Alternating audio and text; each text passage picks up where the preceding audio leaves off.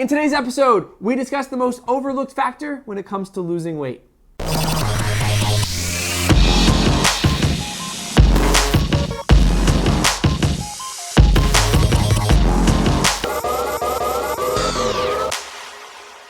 Hi, this is Chris Barlics. Hope you're doing well. Thanks for checking out another episode of Weight Loss on the Daily. Today, there are no questions to answer. I wanted to speak to you one-on-one about something that I feel is probably the most overlooked thing regarding losing weight. Something that's just as important as what you eat and how often you exercise, and that is sleep. Because many of us don't get enough of it, and it's hurting our results. So, on average, they say about 40 to 50% of us aren't getting the amount of sleep that's required in order to function optimally and achieve our weight loss goals.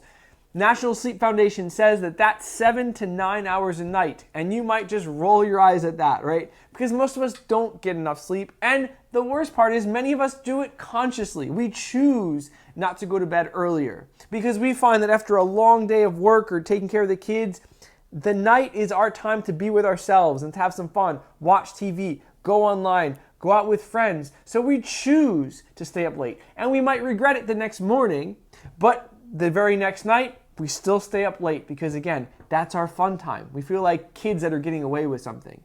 But that can have some effects. Yes, it can have some health effects like blood pressure, heart disease, diabetes. But when it comes to losing weight, it can screw us up and make us much less likely to lose weight and keep it off. Because stuff happens with our hormones when we're sleep deprived. Our cortisol levels go up. That's a big no-no when it comes to weight loss. Our growth hormone levels and our thyroid stimulating hormone goes down. Our glucose sensitivity goes down. Our insulin response slows. All of them create like this perfect storm that causes us to gain weight and make it really hard for us to lose weight. Not only that, our appetite regulating hormones go completely out of whack. We have two hormones specifically, ghrelin, which is a hormone that says I'm hungry. That increases when we don't get enough sleep, which means we feel hungrier when we don't sleep. And leptin, which is the hormone that says I'm full, that decreases when we don't get enough sleep. So just from an appetite hormone standpoint, we get hungrier and it takes longer for us to feel full. That is also adding to that perfect storm that'll cause us to gain weight. Not only that, but of course there's the obvious. If we're tired, we don't want to go to the gym. And science has found that when we don't get enough sleep, an area of our brain in the front called the prefrontal cortex, that's our executive functioning area. That's where we get our willpower from. That's where our goal setting part comes from. That gets inhibited. So they actually say we make decisions like we're mildly intoxicated if we're sleep deprived. And I don't know about you, but when I'm mildly intoxicated, I don't make many good decisions, particularly when it comes to food or whether or not I should exercise. So all of those things add up to us having a much harder time losing weight if we don't get enough sleep.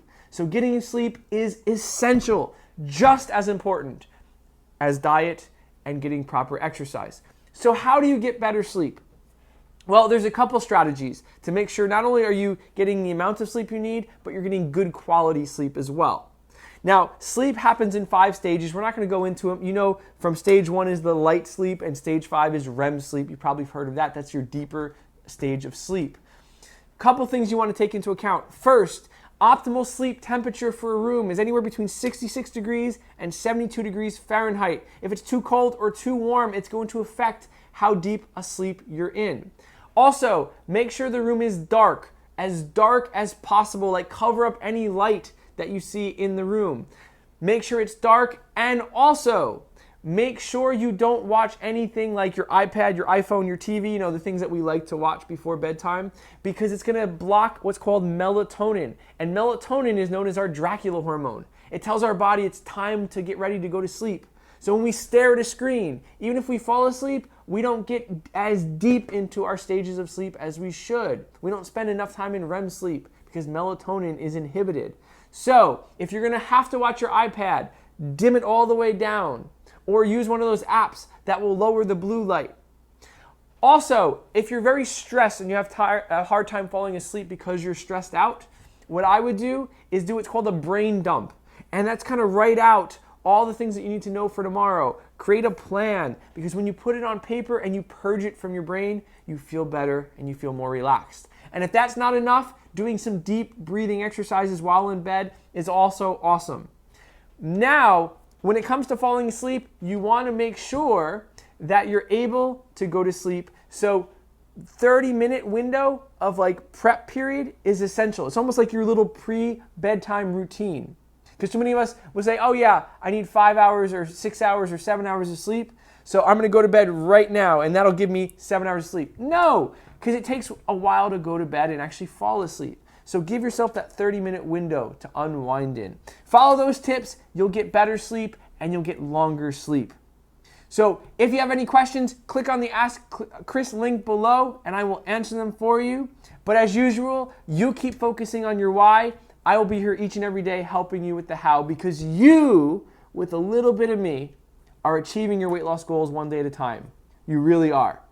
So I will see you next time. Have a great rest of your day. Take care.